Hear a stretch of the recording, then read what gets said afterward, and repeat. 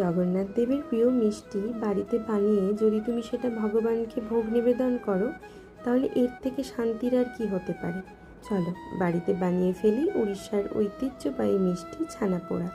কয়েকটা সাধারণ উপকরণ আর একটু ধৈর্য, ব্যাস তৈরি হয়ে যাবে একেবারে দোকানের মতো ছানাপোড়া। আমি এখানে 2 লিটার দুধ নিয়েছি, সেটাকে ছানা তৈরি করে নিয়েছি। এবার এই ছানাটাকে ছানার জল দিয়ে মেখে খুব নরম করে নিতে হবে। এর মধ্যে আমি দিয়েছি 1/4 কাপ সুজি, 1 কাপ মতো গুড়, 1 চামচ মতো ঘি আর অল্প একটু এলাচের গুঁড়ো। সমস্ত উপকরণগুলো দিয়ে খুব নরম করে মেখে নিয়ে একটা বেকিং ট্রেতে 180 ডিগ্রি টেম্পারেচারে এটাকে বেক হতে দিয়েছি। ব্যাস তাহলে রেডি আমাদের ছানাপোড়া।